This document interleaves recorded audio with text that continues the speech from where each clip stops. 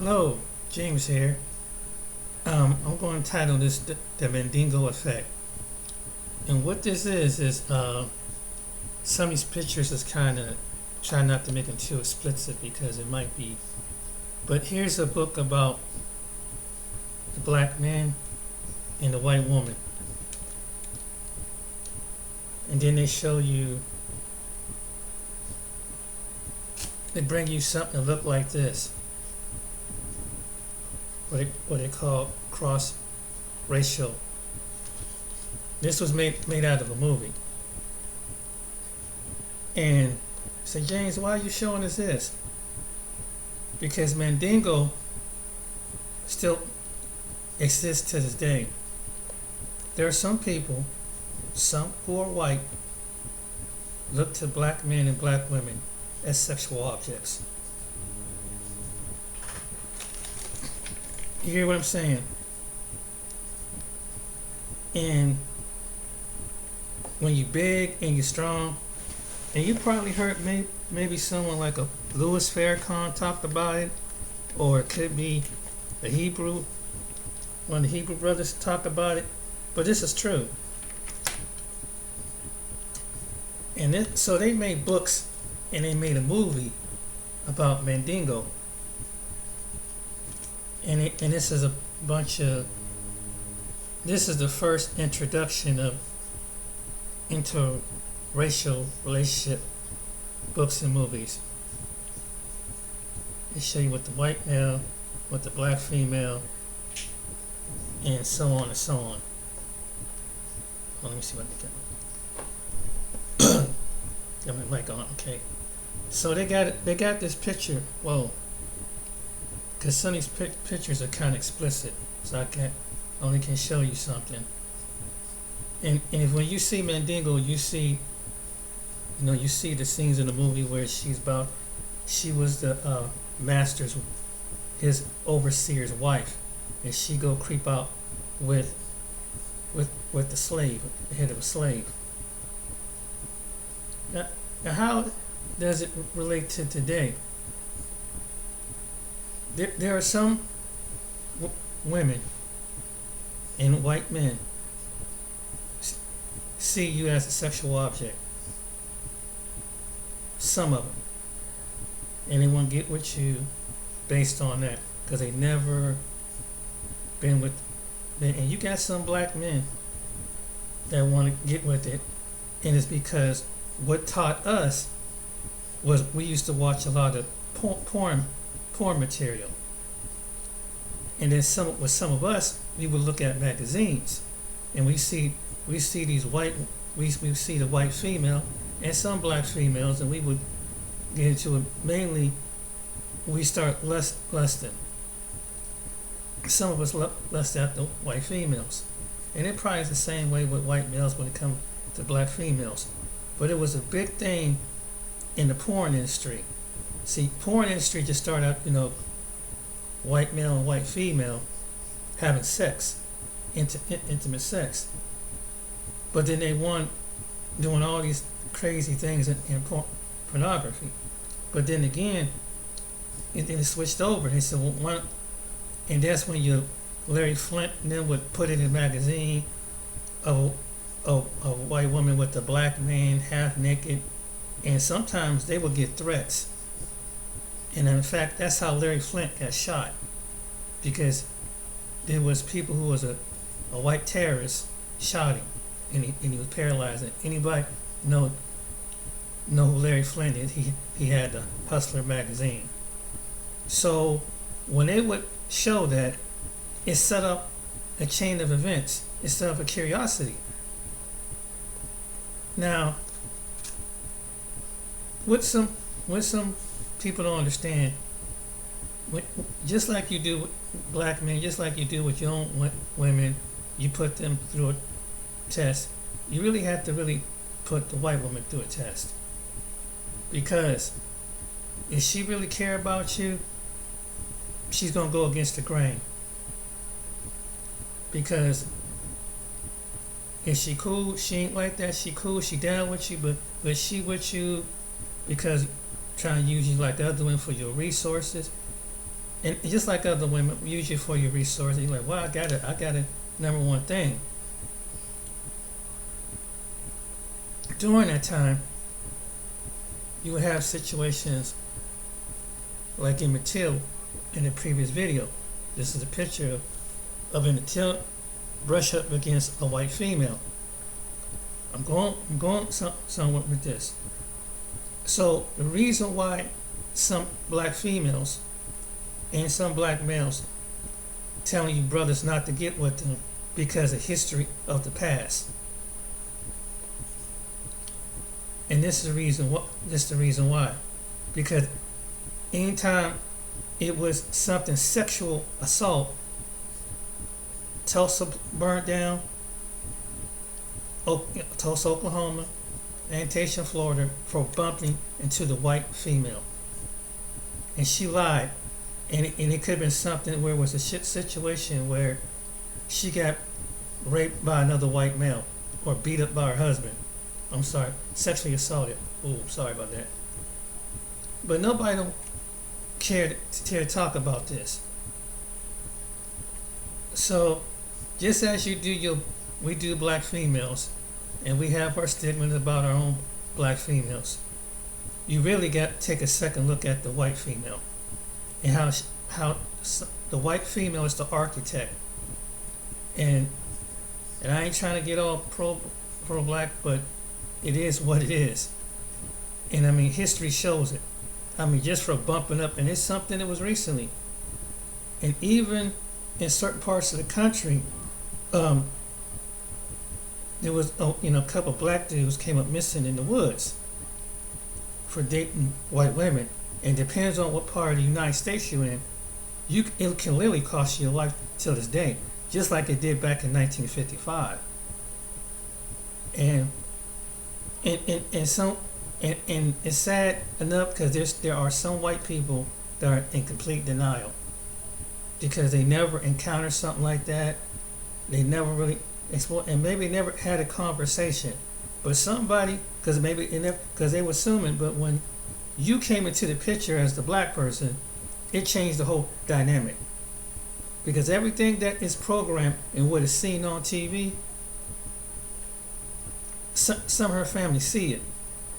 And that's why I always say you see things in your mind, then they see it with their eyes, and they make an assumption with their mind, and they see it with their eyes. Because it's already programmed into people.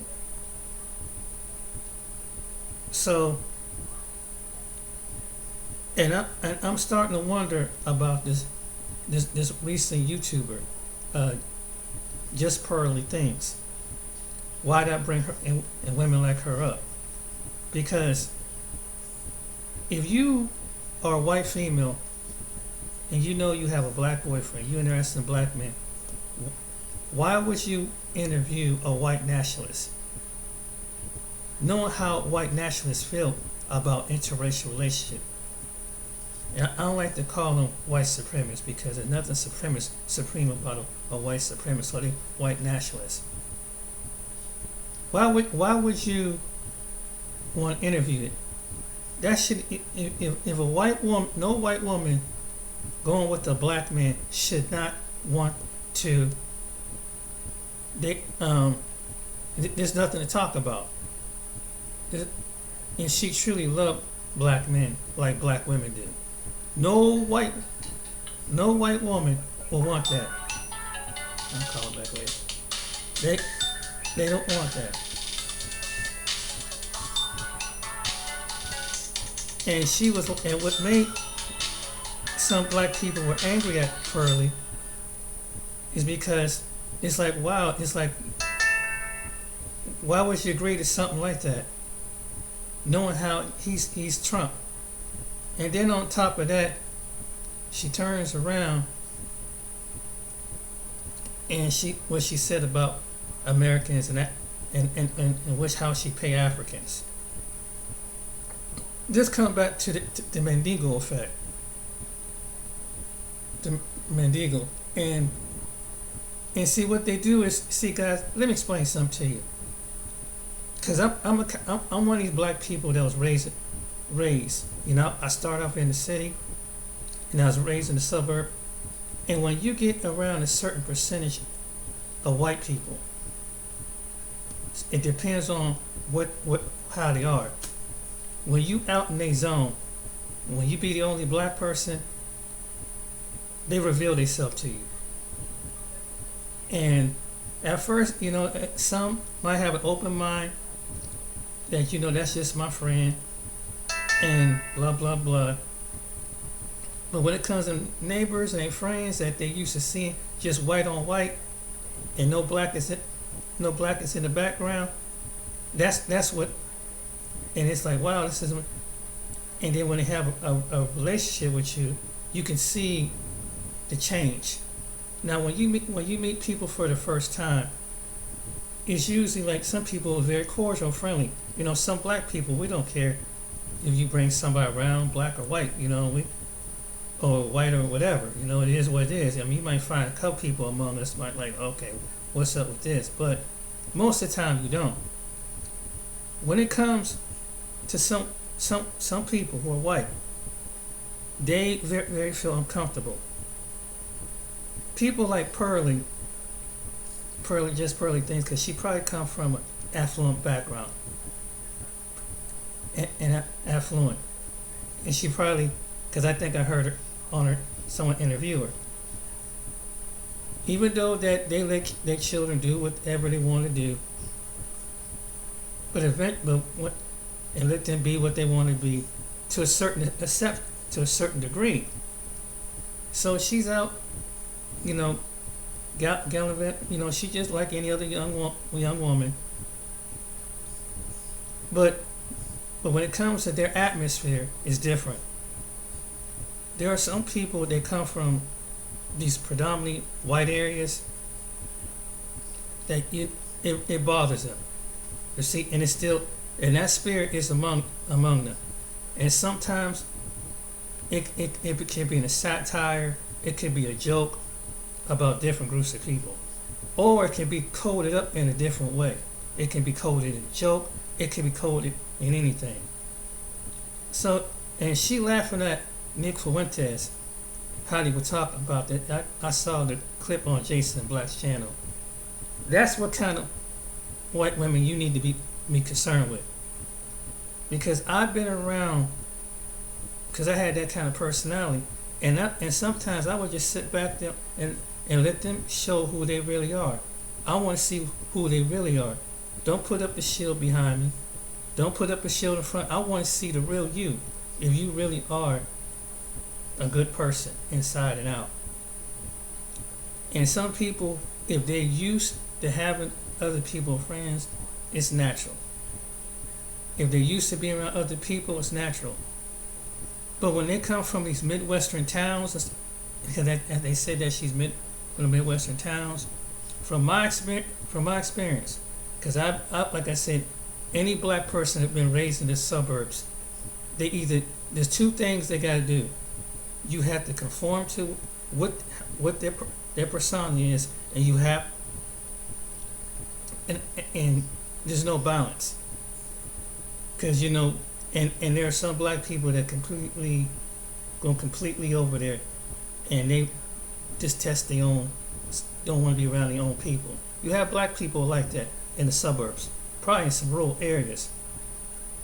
So they, you know, it's funny because when they get their wake-up call, some black people who can't stand to see other black people in a little town or a little neighborhood, and they take up the spirit of that, because everything they see is from a Caucasian, white, European perspective, from the holidays to from everything.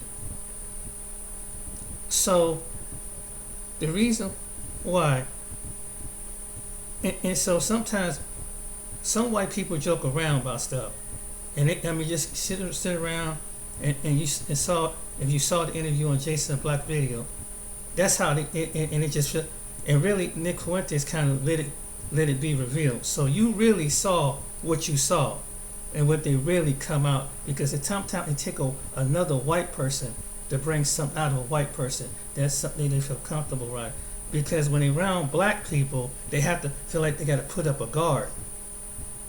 I'm gonna be straight honest, and I've seen this over the time, and this is why some black people kind of like back off from some white people, because you know when you recognize that spirit. And what some of the things what she said, like wow, but it's not surprising, because that's some people's true nature.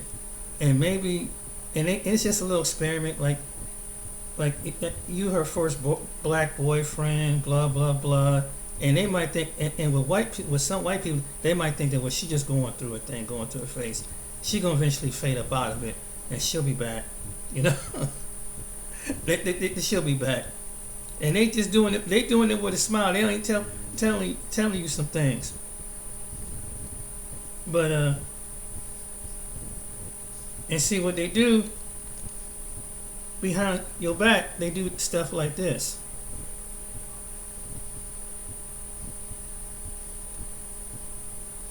This is probably at a Halloween party. This is what some of them do, and that's subconscious, and that's where they can be free. They can do stuff like this, and people probably where she from. That's why they do stuff like this. And they have no conception of what they do, because they got to find a way to mimic us. Because they see those old Jim Crow pictures of us with animal-like features and things like that. But you see that they dress in blackface. This is who some they are. So when you see the stuff come to the internet, don't be surprised. Do not be surprised. I've been out in some suburbs, and I've been around some white people for a large amount of time. Some, and sooner or later they reveal their true nature. And and I can recognize them, because when you go to a school in the suburbs, and any black person who's balanced, who keep it real, will tell you this. When they really let themselves go when they're around them. They show their true nature, joking around, satire, doing things like this, doing stuff like this. This is what they do. This is what people like Nick Fuentes do. This is what they do. I've been a victim of it myself, and doing stuff like this. And I've been a victim of a cruel prank on a similar level like this. There's some white people think that it's a joke. That what your ancestors went through was a joke. What our ancestors went through. And they have the caliber of what they've been through. Now this is hard. And so there were white women that were in the Klan too. There were some white women that were in the Klan too. And like they do stuff like they be in the bars, they go into a bar, they might pull something like this. When you go out in some of their territories. And so as Miss Pearly would laugh at that, people like where she come from probably do that. And that's why it was so casual, so what she said, she said. And just because someone have a black boyfriend, it's kind of like an experiment. Because they always go back to the white male. They always go back to the white male. Some white male gonna pick them up. Because no matter what, and the reason why I'm showing you Klan pictures, because it's a Klan mentality. It's a Klan mentality. And how do I know these things? Because, it kind of traumatized me. It did. And like I said, it really had me linking, because some people, they don't tell you who they really are until you get among them. Because with all these black people, it's like what did we say? What did we do? They got this nervous anticipation on what they do, and so they come over we find that we're really funny characters. Funny characters. That's what they show, the characters and everything, because we just something to amuse and make fun of.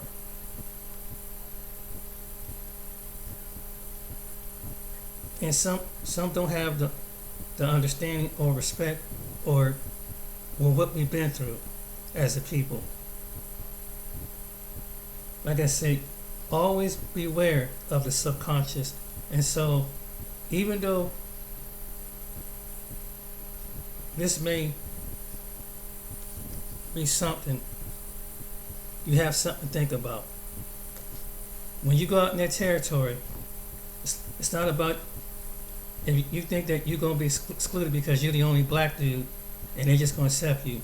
I don't care if you're Republican. I don't care if you're conservative. I don't care if you're Democrat. Your parents come first, and subconsciously, the inter-subconscious racism come out, and they start doing things like that. And I'm gonna get to I'm gonna get back to it because O'Shea got something on it, but I just want to give you an introduction on why. It's like, what's going on? And I hear black men. You got to understand the game.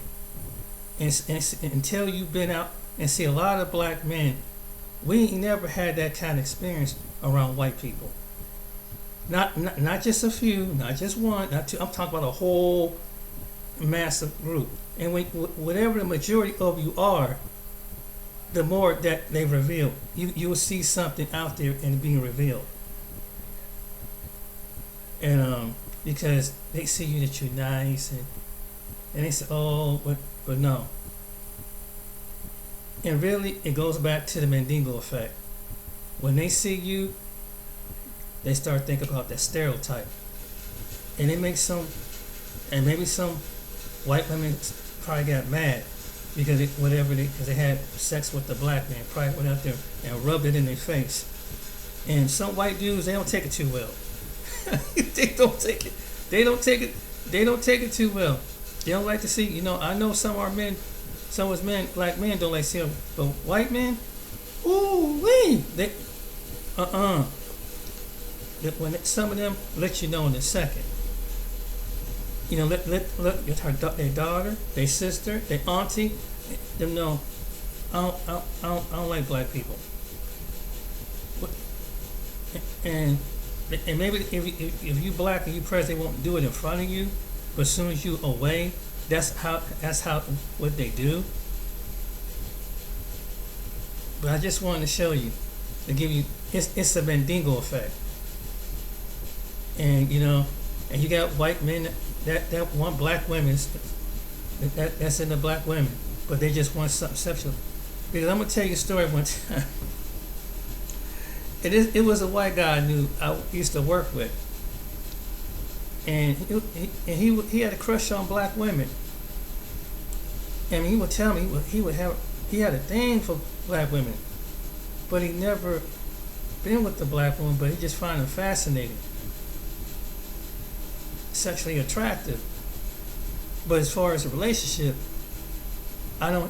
he don't want to be in a relationship with and have a long-term relationship with somebody. And some of us could be doing that to them too, just be on the fair side. And what it is because two wrongs don't make a right. Don't base your lust on love.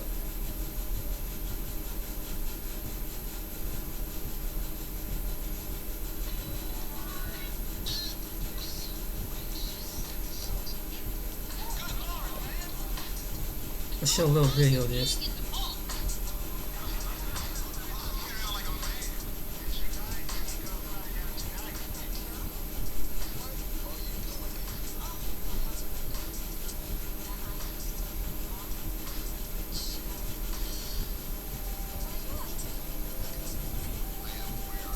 See, you just happen to have it on this video.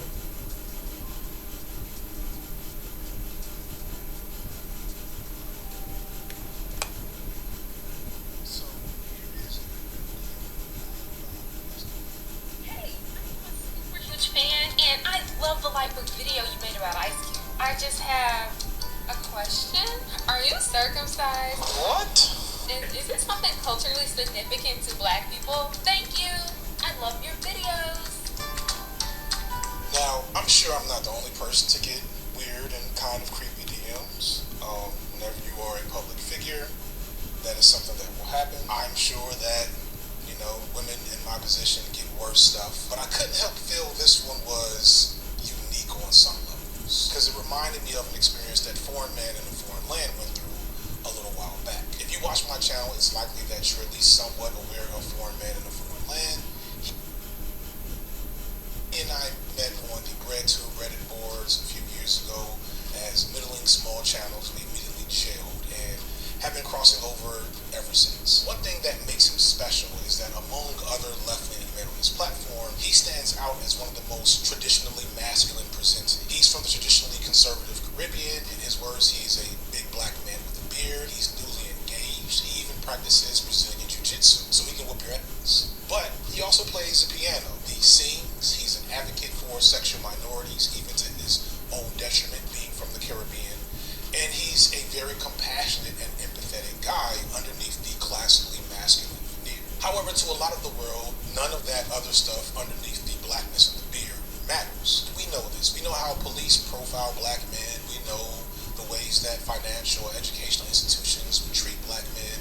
Thorne has talked about being pulled over, disregarded and scrutinized by his college, assumed to be on a football scholarship. But it's a recent incident akin to this DM I got that let me know that I wanted to start off this topic in this video with his story. Only fines, right? What problem though? I ain't never made one. I wake up to one message, I rock my belly right down. Next time you go to bed, try this. Yeah, clean your right up. I want my money back. Right here. I tell him I'll be happy to refund them. I just want to know why he leaving. And you should have heard the screams that I scream when he tell me why. $50 a month and you charge extra for fix. I couldn't even fix my fingers to reply to this youngin. He say so. This Patreon. None of my dad say anything about me setting really free. I'm talking about your OnlyFans. This boy must see dunking me BDs and embalming fluid. Must see sucking off a chimney exhaust. Cause that's impossible. I don't have an OnlyFans. Please send me the link. I swear that this wasn't your regular schmegular OnlyFans. This a race play fetish OnlyFans. A supposed fan, someone who liked Foreign enough to pay for access to his content, violated Foreign Man in a way that isn't maybe unique to black men, but black men are uniquely limited in our ability to process and address these types of violations. As black men who dare to be in the public eye, Foreign and I both have to constantly maneuver a lot of precarious situations as it pertains to race. But what many people often don't see with black men is how sex and the voyeuristic gaze of the world is always upon black men. It's a form of dehumanization, violation, and kind of ungendering unique to black people, and relatively speaking, underinvestigated when it comes to black men. And this is greatly because black men's unique intersection of blackness and maleness renders us both highly susceptible to sexual violence and exploitation, and systemically and culturally crippled in our ability to confront said violence due to the tropes and themes attached to our bodies, to the point where the violation of our sexual autonomy is almost normalized. But it's not all negative. There's a lot more to talk about with black men and sex than the struggles. Despite the precarious nature of black men's sexual experiences in America, black men still manage to seek, give, and receive pleasure in our sexual encounters. And while the lines between appreciation and fetishization are often blurred, black men's sexuality has lived rent-free in the minds of people who desire men for generations. This paradox between these two extremes, both the horror and the honorifics of black men's sexuality, is what I'm hoping to explore in this video, to examine the tropes, stereotypes, and unpack the truths that they tend to hide, to engage in black men's sexual experiences as a subject instead of an object. And I'm going to do that by looking at the ways that black men have expressed themselves through music, visual arts, fashion, dance, literature, etc., as well as adding the voices of men who help me collect my thoughts and share their own around the various issues and topics that black men engage with around said a boy he heard a fourth grader at his school tell somebody that suck his private. Right. And he asked me, well, what does that mean? What does that mean? Yeah. What is that? First of all, what is the word? What are the words that he's saying? You know what I'm saying? What are these words? And I'm, what can I say? Oh no, I'll tell you later. No, I gotta let him know now. Yeah, because if I don't tell him, guess what he gonna do? He'll go up to that fourth grade. Hey, what did you mean by that? Right. And then who would I rather hear from? Me or the fourth grade? Originally, how black people were here, treated, and expected to go out and continue to make black families. But after being oppressed, after being herded and cattle, bred like animals, how are you going to then expect these people to go on and understand pleasure, sex pleasurably? No, sex has been demonized to us. The idea of sex being pleasurable was stolen, beaten out of us, really. And it ties into the hypermasculine idea. I find my experience is generally it's a feast or famine thing, because for the most part, being a black male queer sex worker is rare. But then on another level, if somebody people can ignore certain aspects and cater to certain aspects. So if they only want to see me as a black man, then that's not that rare. So my experience kind of wavers between being celebrated and being appreciated highly for the endowment and the physicality to being rapidly and quickly discarded. Religion and slavery and all the, I don't want all that shit. I just want a black man and a big dick. So so there are times where I'm really treated invisible because they're like, yo, this is sex work. We don't want somebody who's educating about sexual history and slavery and racism and sexism and capitalism and how it all ties in together. I just want to get my duck off. And I'm telling you right now, at that moment, I realized that as many times as I had sex, I was in a new realm when it came to this woman.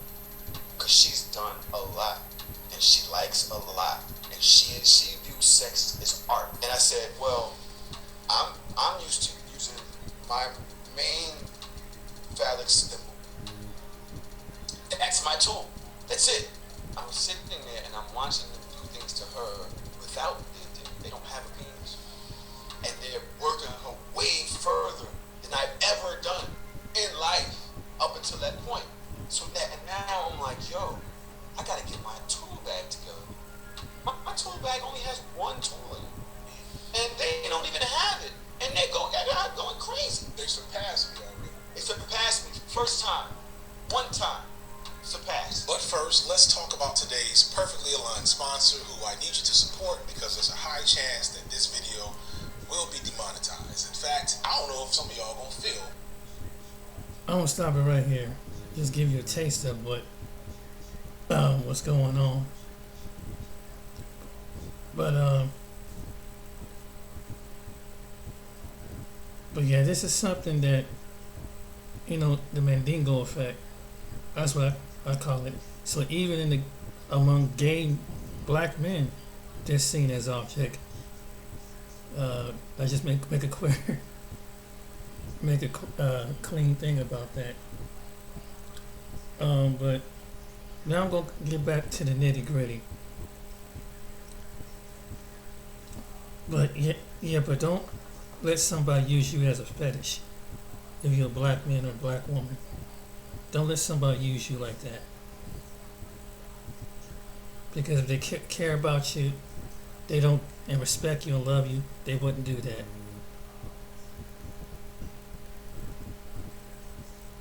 We're wearing this cross necklace to celebrate the grand opening of our new Christian jewelry store. This is the limited edition two-tone necklace. Oh, that's good, everybody. It's your boy, O'Shea Duke Jackson, back at it again with another episode of the Celebrity Jump. Many of you brothers know that I was very instrumental in the development of what is known as the Black Manosphere. I I was the founder of the defunct NegroManosphere.com. I was one of the first people to pay writers.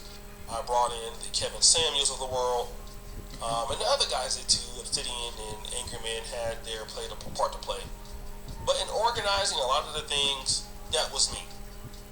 But one of the things is when you're a part of a community, sometimes the vision goes into different ways. And me being more, I would say, a Pan-African feel or more pro-black than some of the other brothers I would feel, there was a lot more, let's say, zeal to be more conservative. And I'm talking about conservative as, the conservatism that is more or less with the whites, okay? I would say it like that. So, whenever white people do something, a lot of the brothers didn't want to call it out or make excuses for it. And whenever something happened with black folks, we would be all over it. Pookies and Ray Rays, the black ministers all over. When you're talking about single motherhood in the black community, brothers is all over. Whenever somebody white does something, the brothers are quickly defended it. And I noticed that community was coming together really fairly quickly. And so when I noticed that, me being a part of the black manosphere, when JustPearlyThing's was coming up, I didn't want to divide the brothers. Because I love the black manosphere, right? So I didn't want to come out and take what I would say immediate shots at the young lady. I didn't really know her content. She reached out to me in 2021 to give me an interview. I don't really collaborate with the non-black YouTubers. It's a policy of mine. It's not mean, but I want to be in black YouTube. I strictly want to deal with the black content creators in the black community. So when JustPearlyThing's started rising, and then you had, black women topics on her platform, some of the brothers from the pro-black community came towards me about that. I stayed really out of that because of my relationship with the black manosphere community, right? But I'm here to say enough is enough. I'm fully, I would say, more or less in the Pan-African community and pro-black community of YouTube than even the black manosphere, although I still have roots there. And one of the reasons is because too many black men in content creators, I won't call any names, you guys, when white people are really saying stuff against the black community, you brothers will do anything to defend that. You will be all over black women, all over Pookie and Ray Ray. And when it's blatant, then you guys make excuses, man, like stupid excuses. Some of you newer content creators in the black manosphere, you know what I mean? Like I said, I'm not in America, so I just, kind of gave up my position or whatever else. But, the way that you Negroes even come to your conclusions, there's a lot to be desired with some of y'all IQ levels. That's all I'm going to say. Right? There are a lot of guys right now in the black manosphere talking, a lot of conservative talking points right now. The number one, from my honest opinion, don't make sense. And obviously some of these guys are just not smart or accomplished. Right? I won't call names, but that's the case. So JustPearlyThing's is somebody that Negroes in the black manosphere, not everybody, but are defending. Now, what are they defending? Jason Black, who's taken shots at the black manosphere before. I understand it, and I get the frustration. I get the frustration, right? I haven't necessarily listened to what he had to say all with it, but of course, I get why brothers got smoke for Jason Black, and by all means, deal with that. I get it. But now, JustPearlyThing's, I want you to hear what she said about slavery and black people, and I'm going to play that, and I'm going to come back. The argument was the Holocaust was not special, and all countries have done that. Yeah, and exactly. so you're saying, why is the Holocaust special? Yeah, basically. Oh. What do you mean, basically? Well, yeah, I mean, because of course, we're getting into the details of it, but yeah, that's the gist. Yeah, I mean, but you kind of deny it happened. Yeah, I deny some of the parts of it. You deny parts of it don't seem realistic to you. You Right. think they're embellished upon. I think they're embellished, yeah. The same way. This sounds. Oh gosh. Oh boy. They're gonna be in get trouble. This sounds similar to the slavery stuff too, because that's literally the founder or the guy who made Roots said I wanted a myth for my people to live by. So they often, but that's what they do is they embellish. And I'm not trying to say it wasn't horrible. It was. Right. But they want to make it like more horrible, so that they can control people. So let me just see this, okay? This lady just said that about us. Slavery was not that big of a deal. Like, and she's saying it in front of blacks that work for her. Keep in mind, here's a young lady that was actively trying to reach out into black YouTube. Military gadgets are changing people's physique and... I'm gonna stop it right here, and I'm gonna put my 2 cents into it. You see, people like that, see, that's what they wanted when you help them out. And like I said earlier in the video, they reveal who they really are in front of another person that look like them. That's why I said they won't come out because like, oh my God, I don't want to get attacked or physically attacked or whatever. They don't want to be shamed. But you see, I'm glad that happened, because this just confirmed some of the things I said in this video. Some people, you have to when you get among them folks, black people, when you see it one-on-one, it comes clear. I have had many experiences where that happened, and I didn't get, even though there was times I want to get mad, but if I'd have got mad and snapped and jumped on somebody, I had wisdom enough to know that I would be, while you up in that neighborhood, 1, 2, a white cop see a black guy around up to in the white household, and he jumped on somebody or beat up somebody, guess who's going to jail? Because someone say something indignant. They gonna make you look like you the wild beast of the field. So she's one of these young women that came from the suburbs, and she has this Mandingo Effect. So, and I believe she did have a black guy. But see, look what she really think about black people. You see what I'm saying? And there was somebody said something with to Malcolm X always saying, there's the conservative man, then it's the liberal person. The liberal person is just as racist, or not racist is the person's conservative.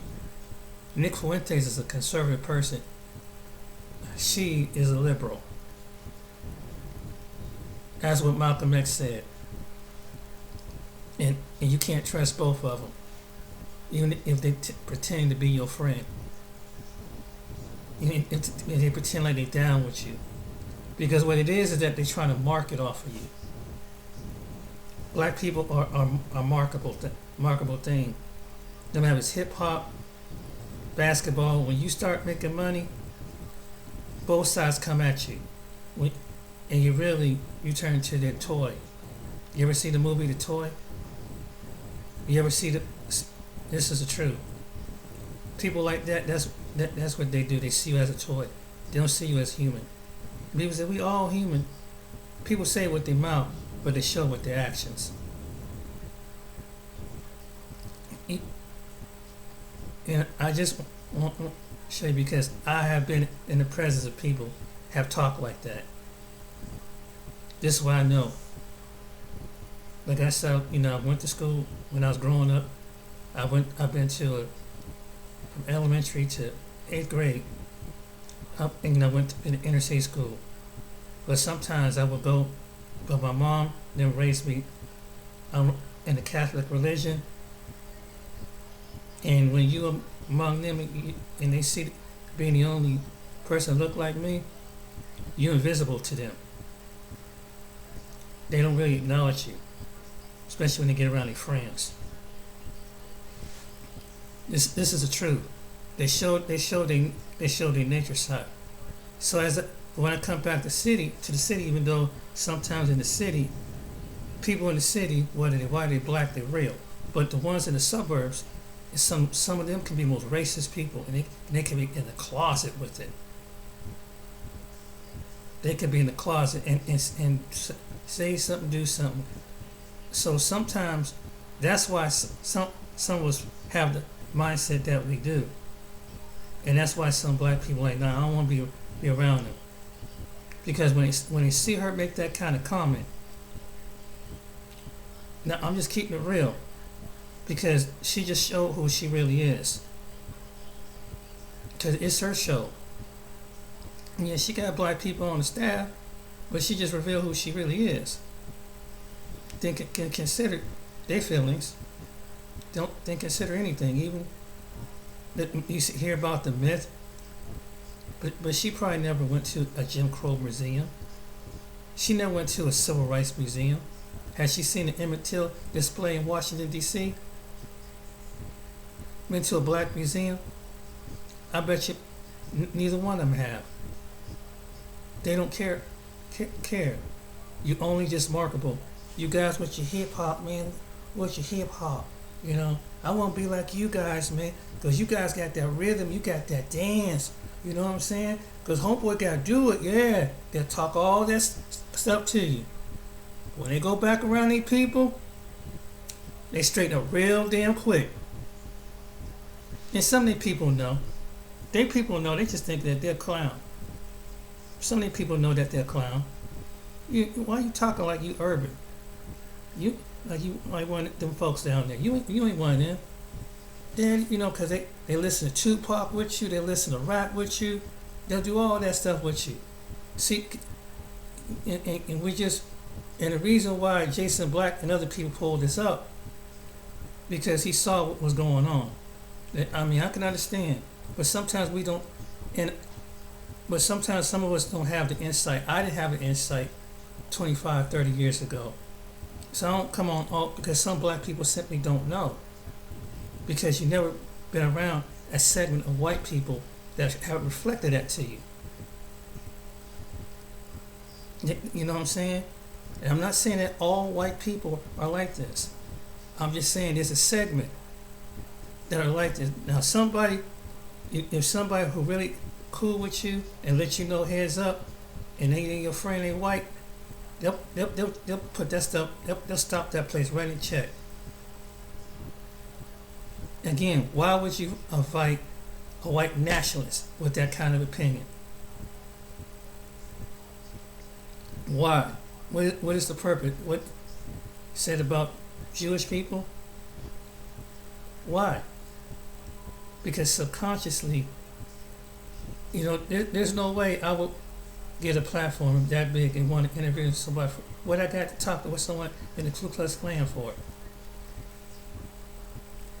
Well, when I know what the white nationalists, what they're really about, white people. That's all it was about.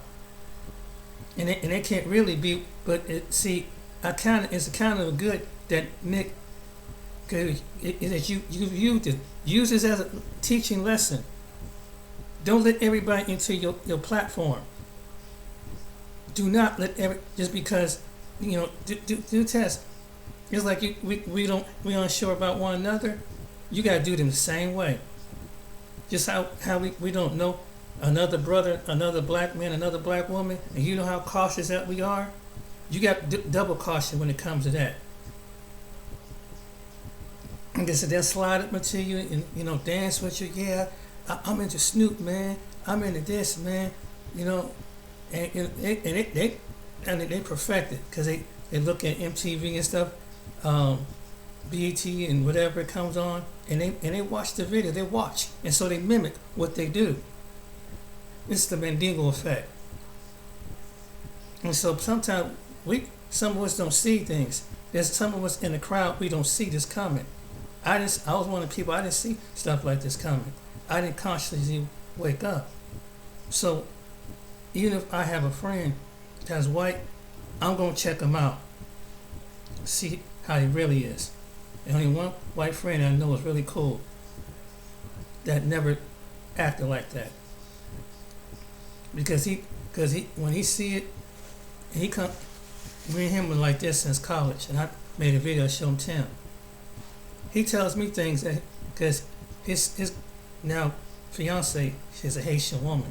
He's a white man, but he previously had a black girlfriend, but when he got divorced and and went back from his wife who was white, and when he met up with the girl that he really wanted was black. When he got back to that town, he saw the discomfort that people were giving him in a small town because they live in Northwest Ohio.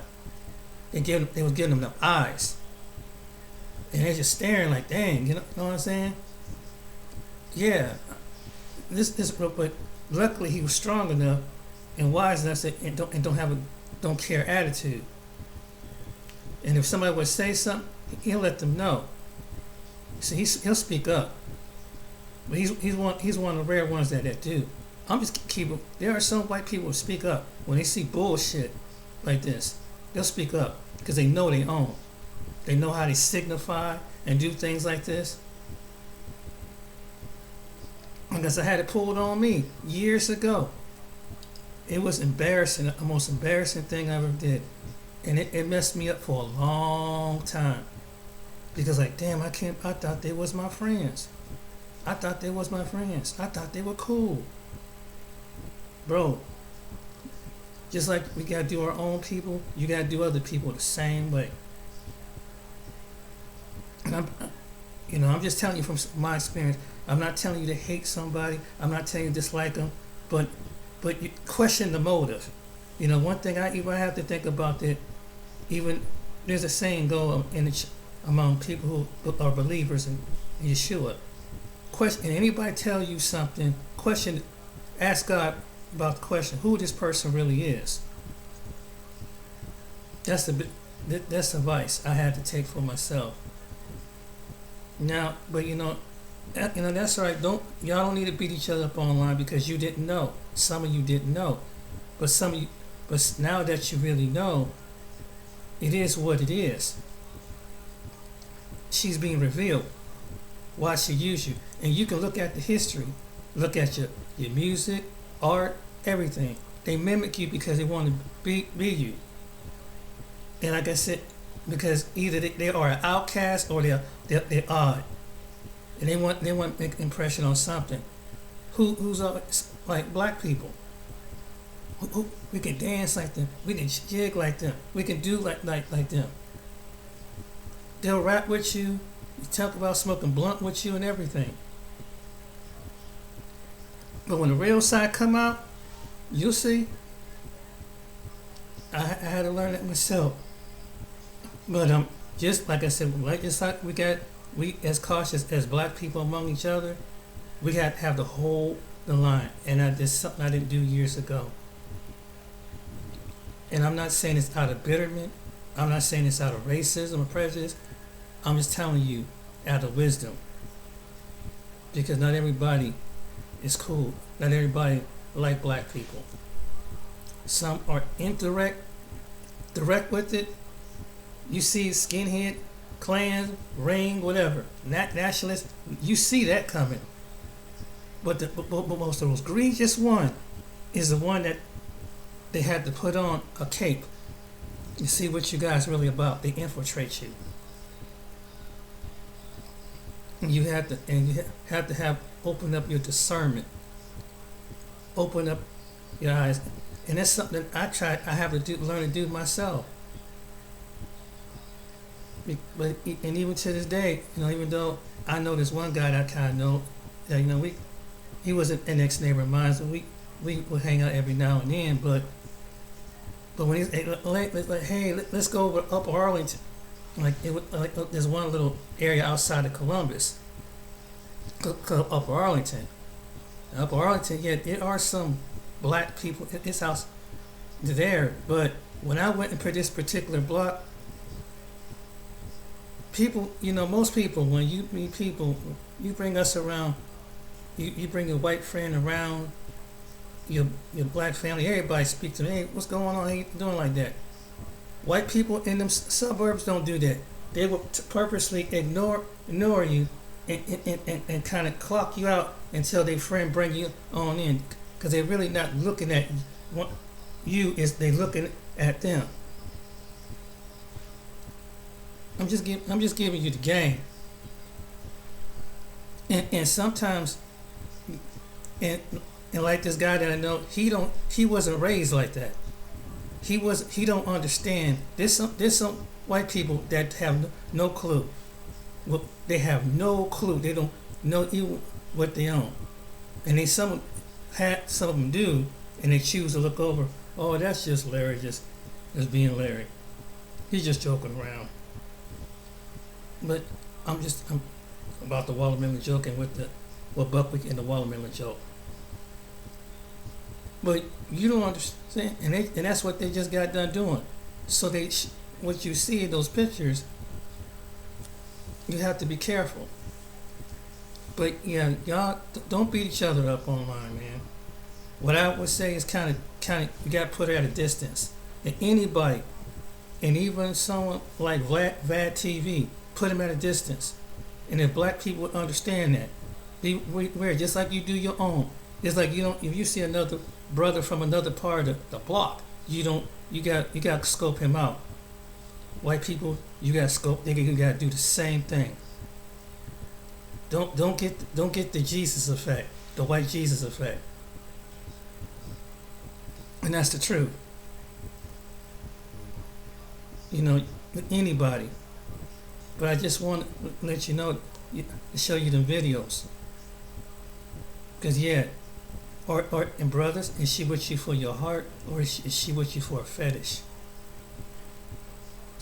Black women, is he with you for your heart, or is he with you for a fetish? Because even black women are being fetish too. Some black women see it, and some black women don't. Just like some black men don't see, and some black men do. And sometimes you don't know till the last minute. Till we tell you if you have children with someone who really have that inter-prejudice, and they take it on your kids, or they let it be involved in the company of somebody. And they talk about you like a dog. They call you the N-word, and maybe they see some black guy on TV, they call him the N-word and everything, right in front of your biracial children.